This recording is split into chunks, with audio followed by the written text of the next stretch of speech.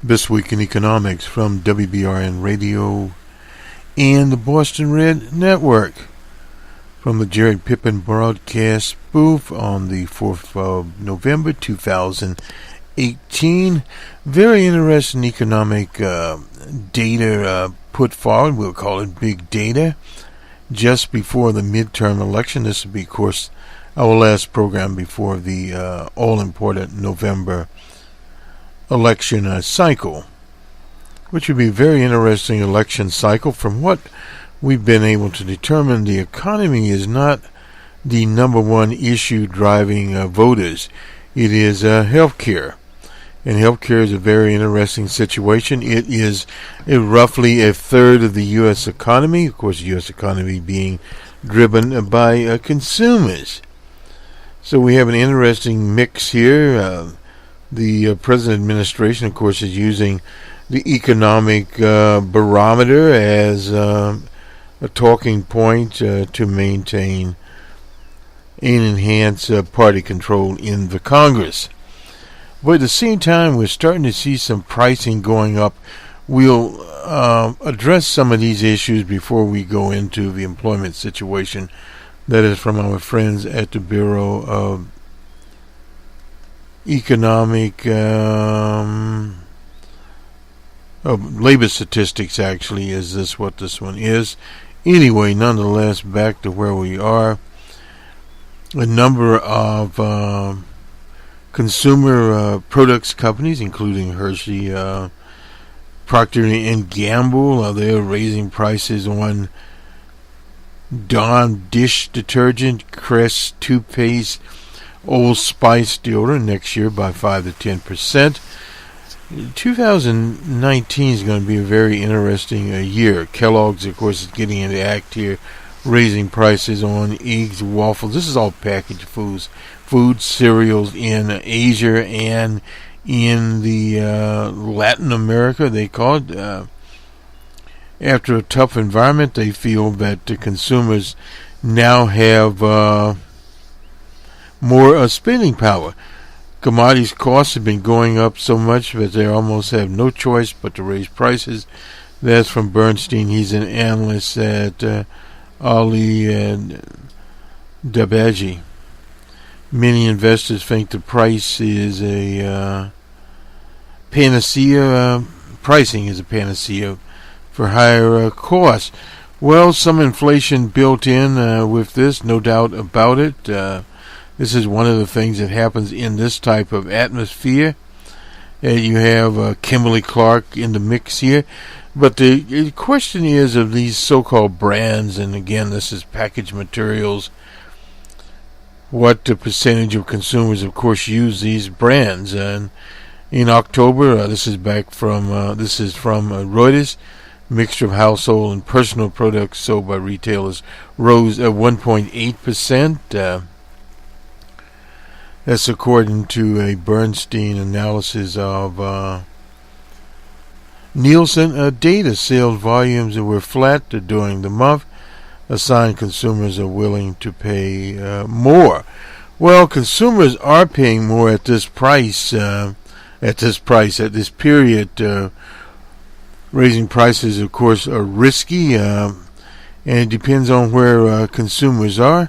Job growth rebound sharply. Well, the problem is these figures are tenuous in that they have 3.1 annual rate here. That is according to the data. We'll get to that data in a minute here. And let's move on here with Reuters annual growth soars, annual wage gains since 2009. Well, 2009 was the official end of the Depression. Drop growth, here, rebound sharply in October. Well, it also adjustment declined the numbers in September. 9.5 years pointing to forward labor market tightness could encourage the Fed to raise interest rates, and they would be prudent to do. The Department of Labor is close to watch monthly employment report. Also showed unemployment was at 49-year low at 3.7%, as 711,000 people entered the workforce in a sign of confidence in the labor market. Sustained labor market strength eases fears about the economic health following a weak housing and business spending data. Non-farm payroll increased 250,000. Well, one of the things to remember about 250,000 jobs, it long said during the Obama era that roughly 200,000 jobs are needed to just keep things going as they are. 220,000, we would say, here to pull the slack out of the economy. Now, one of the things we're watching very closely at Credits and Analytics is the redundancies are people layoffs coming in the end of this year, next month, and 2019. IBM and various others will look here. Now, the figure for September was created 218,000 jobs. That's roughly 100,000 down. And bounced back. This is after Hurricane Florence drenched North and South Carolina. Economists polled by Reuters forecast jobs would increase 190,000 in October. The unemployment rate, of course, would be unchanged. One of the big problems with these forecasts here, they were a little bit low. In fact, that would be 190,000. They were roughly 60,000 low. That's a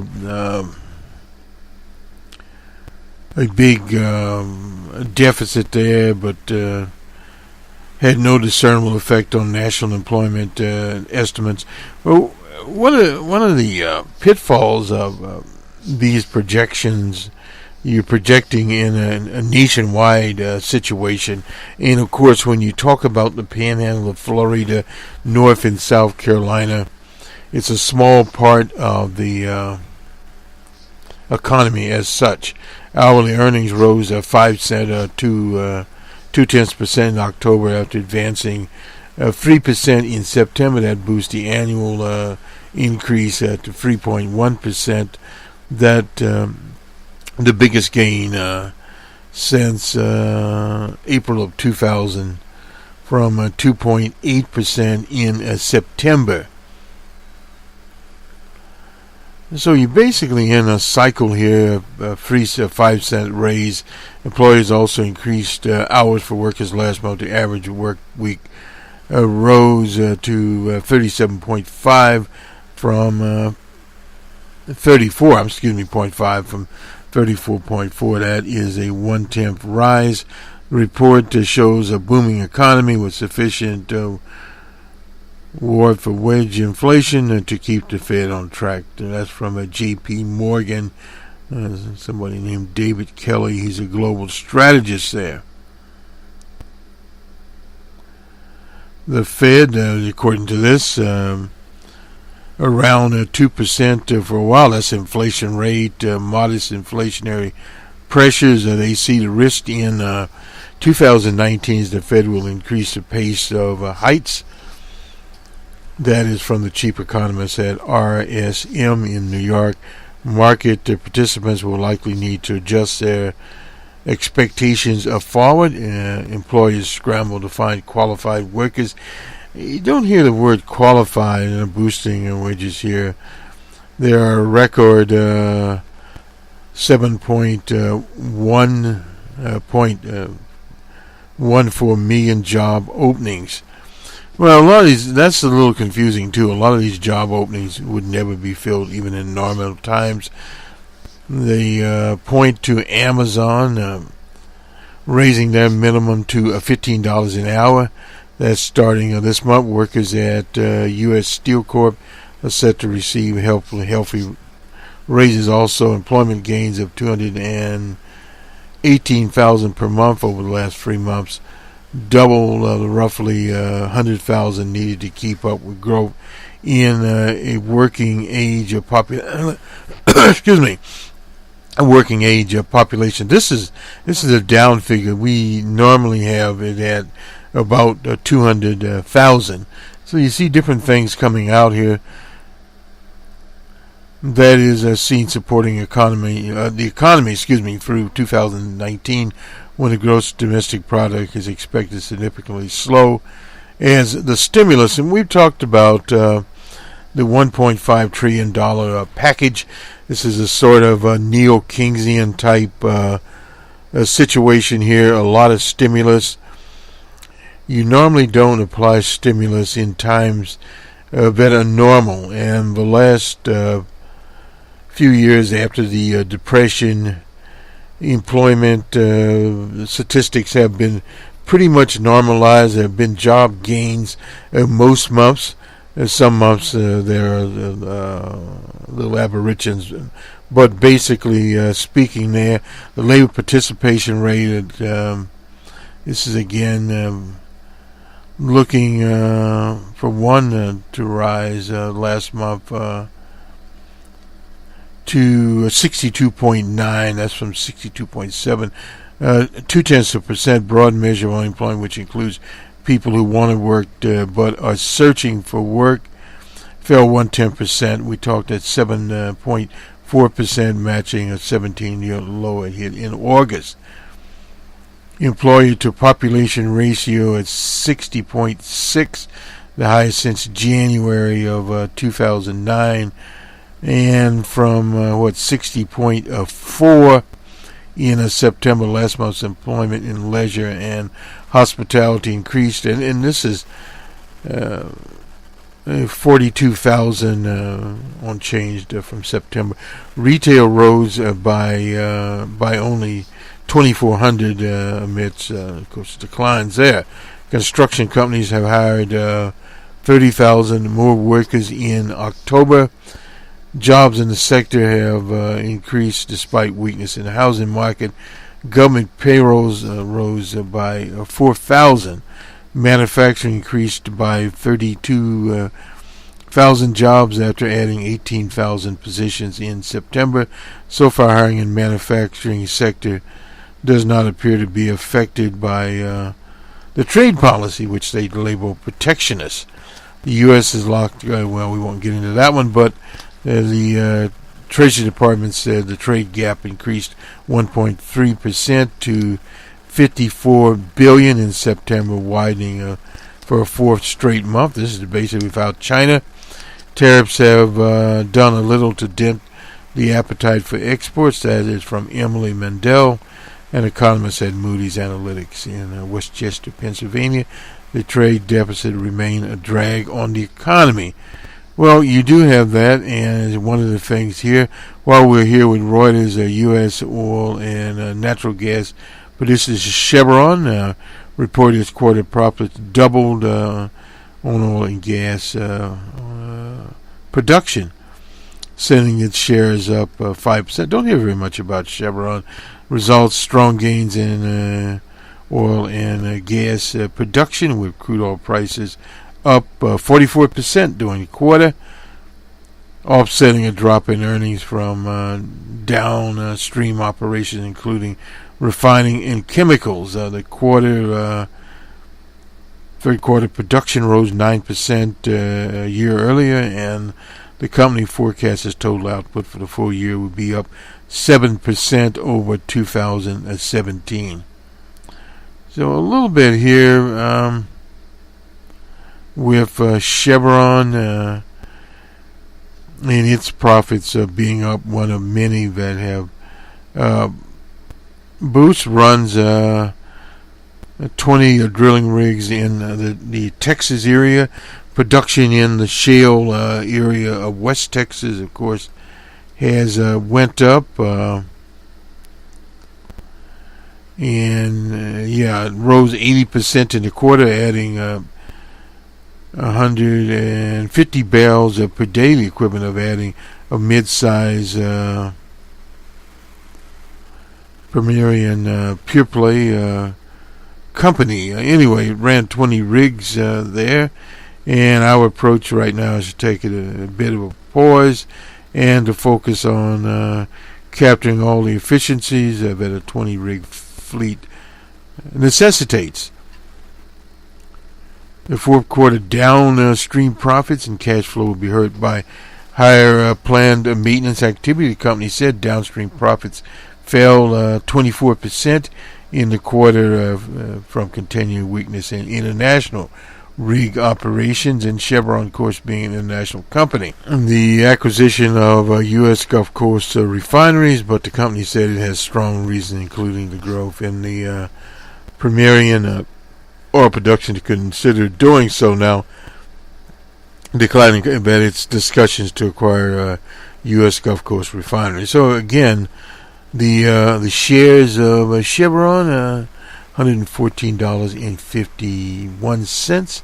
It rose $3.44. The stock declined 9% in October and was off 11% for the closing. So the mixed bag here for that.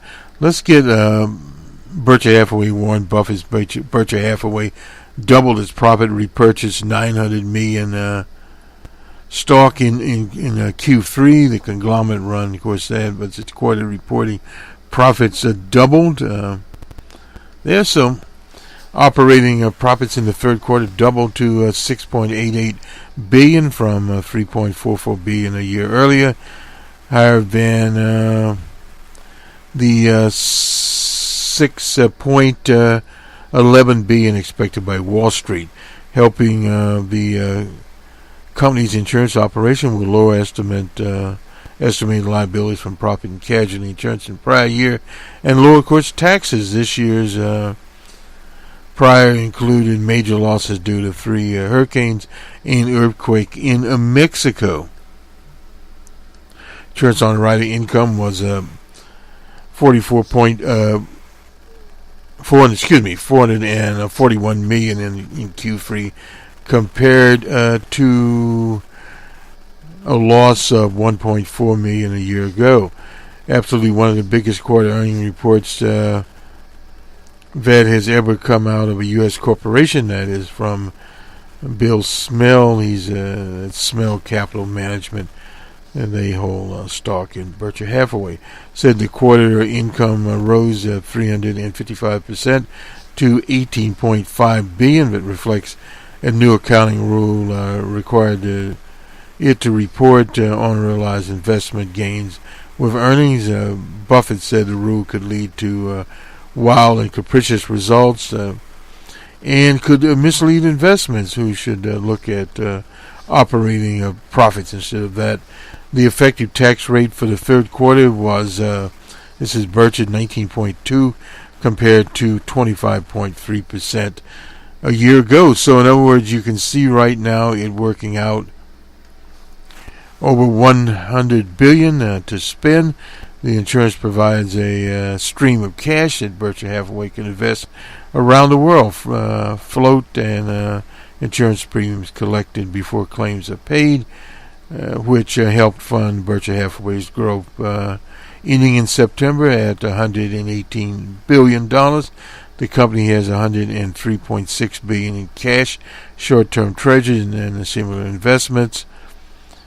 The last big acquisition was in 2016, January. That's Precision Cast Parts, and in July the company announced relaxing a policy that effectively prevented Buffett from buying back company shares at the current prices, which are based in Omaha. Now let us go to the employment situation. This was released on a Friday. Non-farm payroll rose by 250,000 in October. The unemployment rate was the same at 3.7, as the Bureau of Labor Statistics reported. Job gains occurred in healthcare, manufacturing, in construction, transportation, and warehousing. And they have a note here about Hurricane Michael made landfall in Florida. It was on the 10th of October during the reference period for both the establishment and household surveys. Hurricane Michael had no discernible effect on the national employment for October. And so that is that. This is the household survey data. The unemployment rate remained at 3.7% in October. The number of unemployed persons little changed at 6.1 million over a year. The unemployment rate and the number of unemployed persons declined 0.4% and 449,000 respectively. Major working groups unemployment rate for adult men 3.5%. That is 0.2% below the rate of unemployment. Adult women at 3.4%, teenagers at 11.9%, Europeans at 3.3%, African Americans at 6.2%, Asians at 3.2%, and Latinos at 4.4% showed little change. So there is some improvement for African Americans in terms of unemployment. Normally it's around 7 or 8%. Long-term unemployed, those are jobless for the 27 weeks or more, was essentially unchanged at 1.4 million and accounting for 22.5. That hasn't changed. The labor force participation rate increased by 0.2% to 62.9 in October, but has little changed over the year. The employment ratio edged up 0.2% to 60.6% in October and has increased to 0.4% year over year. Number of persons employed part-time for economic reasons unchanged at 4.6 million in October. These people would have preferred to work full-time, but it wasn't available to them.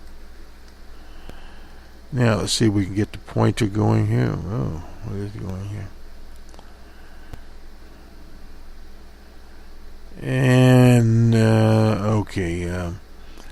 The marginally attached to the labor force, little change from year over year. We're finding a little change in the data amongst the marginally attached. There were 506,000 discouraged workers in October, unchanged from a year ago. So in other words, discouraged workers, the needle has not moved there. Discouraged workers looking for work because they believe no jobs are available. 984 persons marginally attached to the workforce in October and had not searched for employment. The remaining, thus, the establishment survey, non-farm payroll employment increased by 250,000, following an average monthly gain of 211,000 over the prior 12 months, that's 1 year. Job growth in healthcare and manufacturing, warehousing. Healthcare added 36,000 jobs in October. Within the industry, employment growth occurred in hospitals at 13,000, nursing and residential care at 8,000. Employment ambulatory healthcare services continued to trend up at 14,000 over the past 12 months. Healthcare employment has grown by 323,000. In October, manufacturing increased by 32,000. Most of the increase occurred in durable goods manufacturing, with gains in transportation equipment at 10,000. Manufacturing has added 297,000 jobs year over year, largely in the durable goods sector, washing machines, etc. Construction rose by 30,000 in October, with half of the gains occurring in residential specialty contractors, 14,000 there. Year over year, they've added 330,000 jobs. Transportation warehousing had 25,000 jobs. Within the industry, occurred in couriers and messengers. That's interesting. Warehousing and storage, 8,000. Year over year, transportation and warehousing have increased less than the other categories by 180,000. Leisure and hospitality edged up by 42,000. It was unchanged since September. The average gain for 2 months combined was 21,000. In October, employment of professional and business service continued to trend up, 35,000 there, and they've added year over year 500,000 jobs, over 500,000 actually, 512,000 jobs. Mining continues to trend up, brought in 5,000 jobs, added 65,000 year over year, most of the gains in support activity. Wholesale trade, retail trade, information activities in government, little change. The average work week for workers on private, non-farm, not sure we do that, 1/10% hour to 34.5. The average work week for production workers was 33.7, was unchanged. In October, the average earnings for all workers on private payrolls rose 5 cents to $27.30. Over the year, the earnings increased 83 cents, at 1.3%. The average hourly earning for production and non-supervisory workers increased 7 cents to $22.89. The change in total employment for September was revised down from 134,000 to 118,000. The change for August was revised up from 270,000 to 286,000. Downward revision in September offset upward revision there. So thus a revision in gains averaged 218,000 in the 3 months. A little over what we normally have. We won't go into this very much, but basically for adult men, and we look at the years here, October 2017, 3.8% there, and it's 3.5% now. What's in August? 3.4% in September. In October, 3.5%, a 1/10 change there. For African Americans, it was 7.3% last year. 6.3% in August of this year, 6% in September, and actually rose 0.2% in October. That's for African Americans. Latinos basically the same. It was 4.8% in October of 17, and in August 4.7. And let's see what we have here. Where are we? Latinos, 4.4% in October. So let's see, a negative 0.110% for Latinos. Some of these other age categories we won't go into as much, but less than high school, it was in 2017. 6.1. It decreased in August to 5.7, 5.5 in September. And this is people without high school diplomas, not very many of them around these days. And 6% in October. So there's a rise here of 0.5%. So we're sort of going up and sort of going down here. Anyway, for people with BA degrees, it was 2% in October 2017, and it's still 2%, 2%. And I'm not sure. Part-time for economic reasons, 488880 here, and I'm thinking this is in the millions here anyway. Roughly, this was in 17, about the same, down to 4.621 and negative 21 here.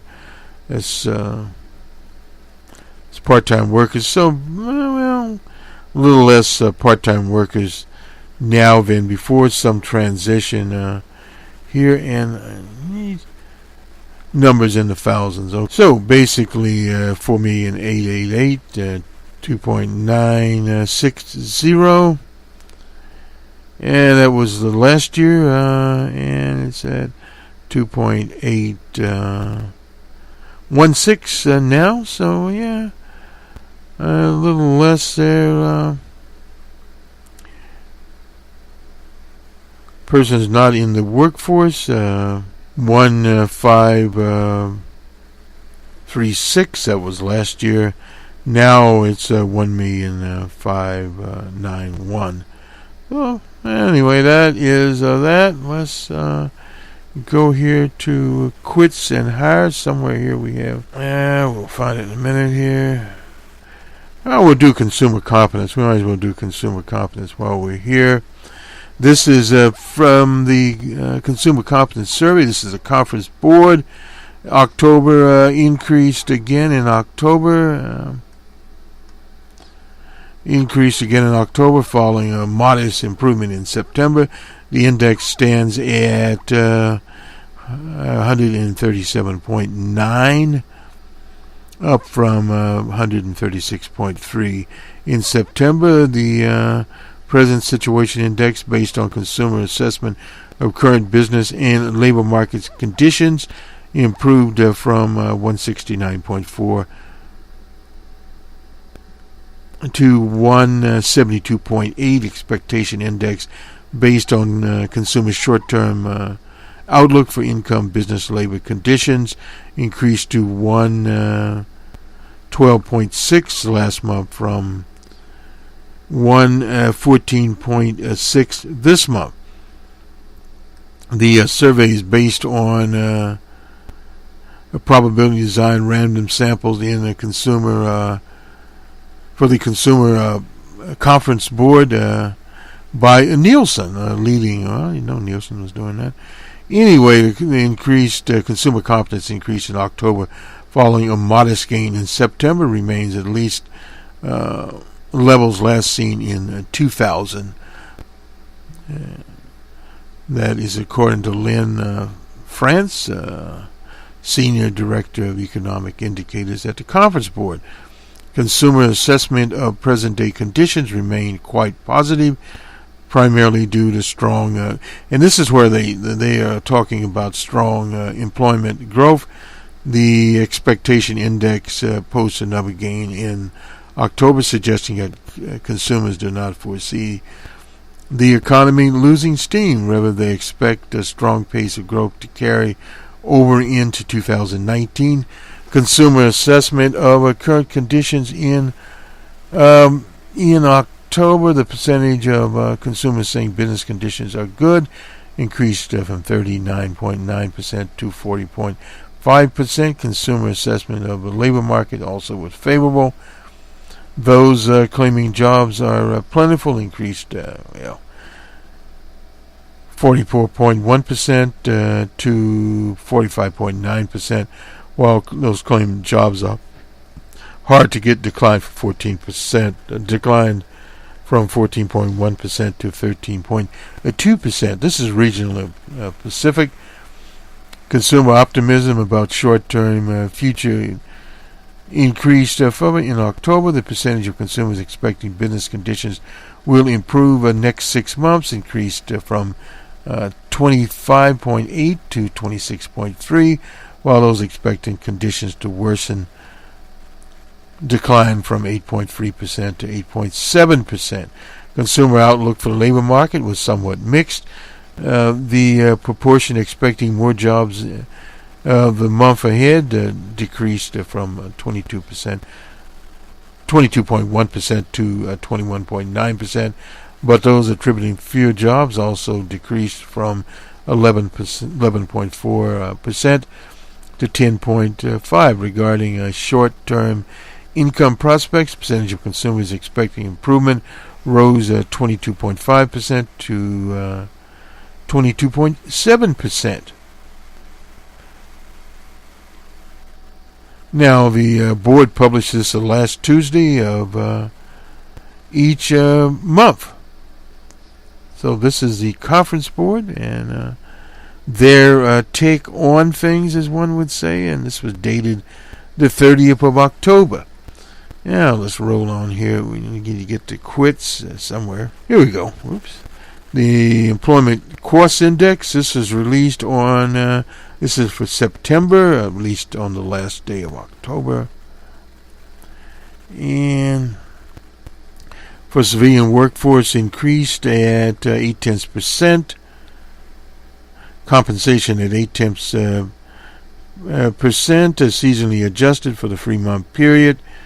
Ending in September, U.S. Bureau of Labor Statistics, wages and salaries were up about 70% of compensation. It increased 0.9%, and benefit costs making up the remainder of 0.4%. Civilian workers, for civilian workers, the increase was 2.8% for the 12-month period, a little under 3%. Ending in September, the compensation costs increased 2.5% in September.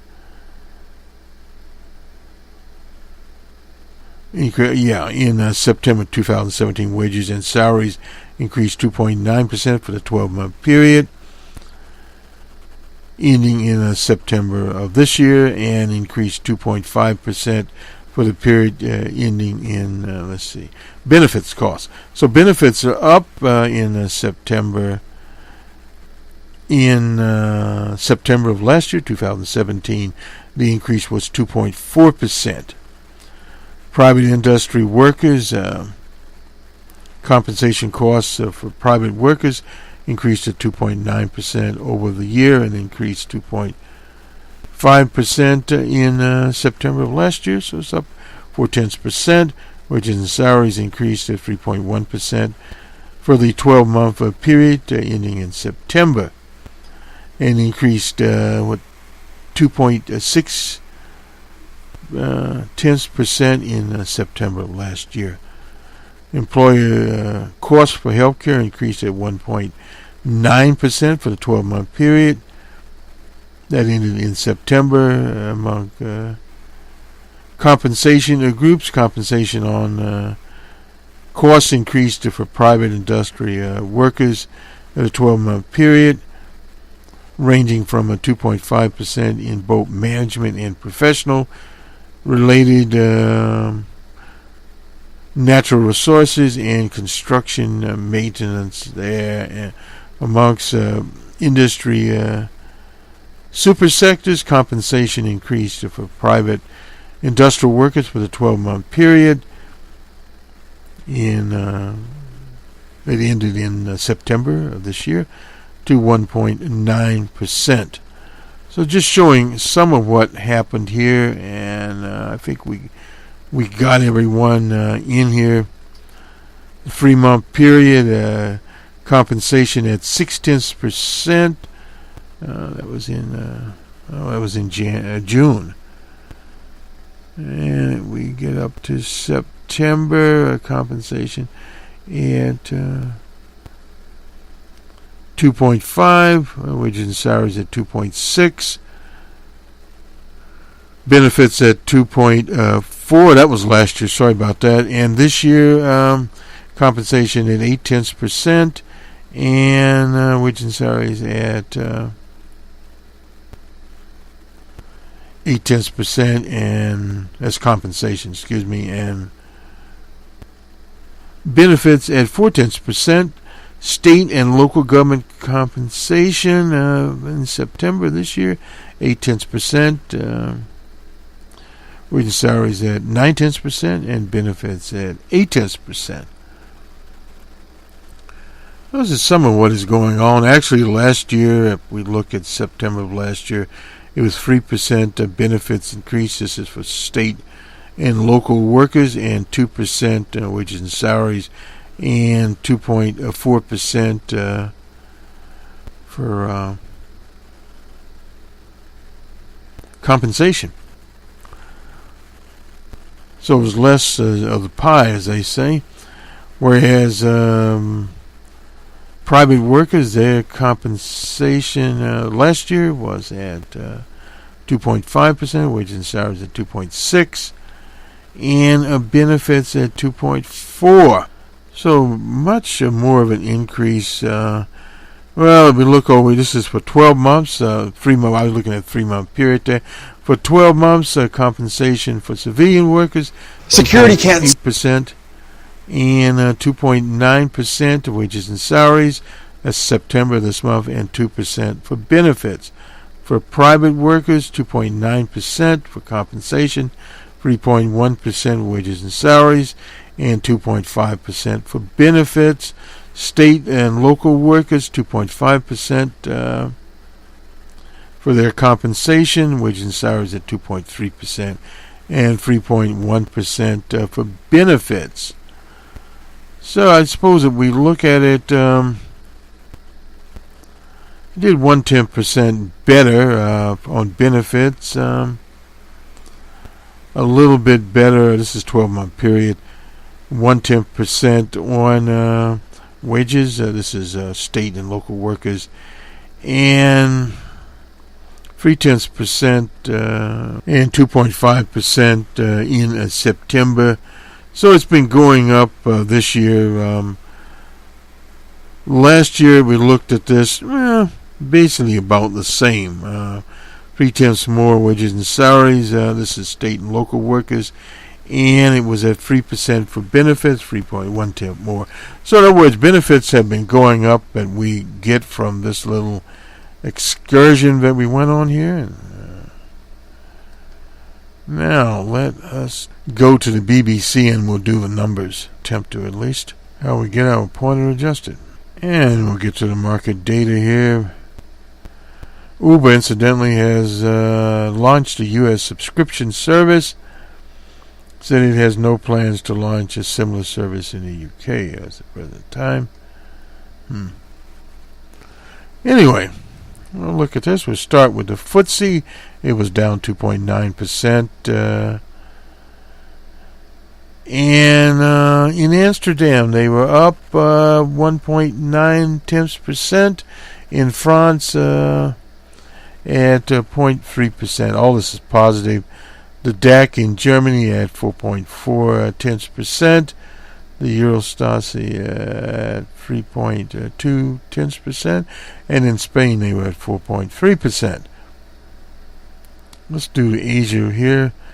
In Bombay, they were at 1.68%, and Hang Seng in Hong Kong at 4.21%, and the Nikkei at 2.56%. So they were doing well. In New York, they were down a negative 4.3%, and the Nasdaq at a negative 1.04%. And the S&P 500 in Chicago closed at 0.63%. So that's where we are there. And let me see. Commodities, what we have here, we'll go to Bloomberg in a minute. Brent crude was unchanged. West Texas crude was down 0.86 at $63.14. T-Boone picking in retirement, jumping for joy there. The gold on the Forex was up 1% at $1,235.50. And let's see what else we get here. We'll go to Bloomberg and get their commodity index. We usually use Bloomberg for that, and we'll see where they are, and we'll call it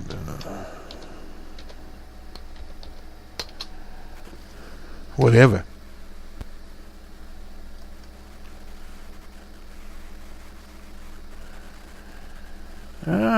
Commodities.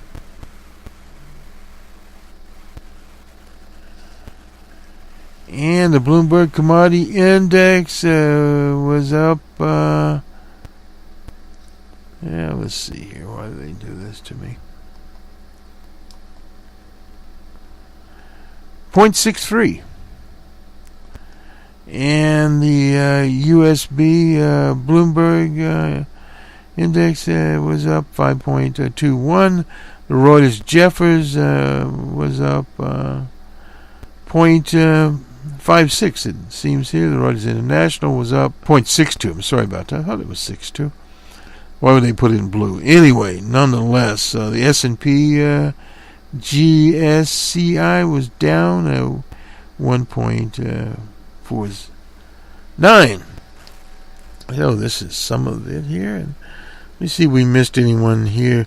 Natural gas was up 5.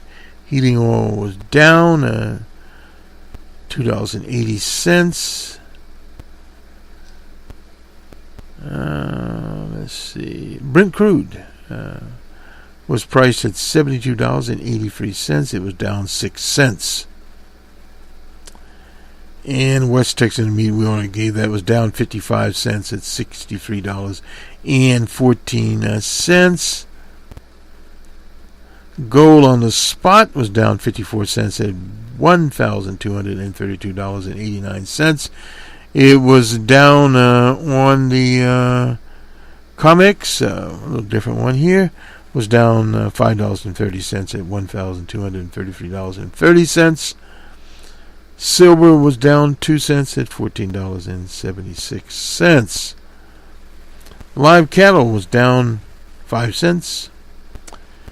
And what else do we have? Well, cocoa, we look at it. It was up $14. Wheat was up 75 cents. And corn was up $4.50 here. So there's some things. A little different type of index here. So we looked at it. And we got everyone. The Bloomberg Commodity Index was, let's see what we got. A negative 1.63. So commodities were down, and this will basically do it for us. For those in business, have a productive week. For the consumer, keep your eye on the prize. And we'll have more statistics next week. Basically, compensation went up some, total worker compensation. But we do have a concern about inflation from consumer staples. We need to look at housing and see where housing is. And the inflation, we expect the Fed to raise it another 25 basis points in December. And also disappointing news from the Walmarts, Amazons of the world. They don't expect to have the banner year this year that they had last year.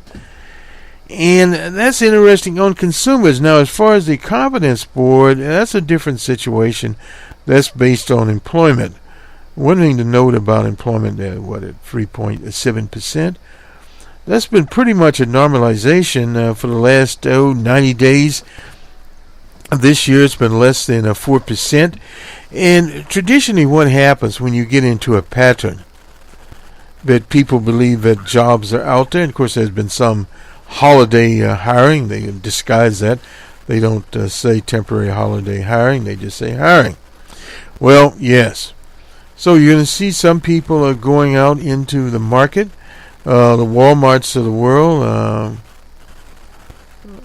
Walmart has raised their basic. They raised that at the beginning of last year, $1 to basically $10 an hour. Amazon is at $15 an hour. And the lessers are following suit to find workers that need workers. And of course, also at the same time in the retail trade sector, The Sears organization is closing stores right and left, not a good economic term. And all that will be recorded either in December or in, most of those will go out the end of December, so we look to see what will happen in Q4. And we have other major corporations such as Ford that are planning layoffs. So 2014 in terms of employment figures will not be as rosy out there. Now, where consumers are, we'll have to look at the holiday spending season, the automotive market, where the 2019 models, 2018 models, I was by a car dealership the other day, and there were some 2018 models hanging around. I was looking to see if I could find any 2018, but this was a Cadillac dealership, a little different situation there. We have to get by a Tesla and we get the Tesla economic note. I'll have to check that one out. From WBRN Radio and the Bostonred Network, this is the Numbers Man section here. And as usual, we are sponsored by Cranston Analytics, which has, as they say, nothing in the deal here. Basically, that is where we are. And from the Jerry Pippin broadcast booth, good day.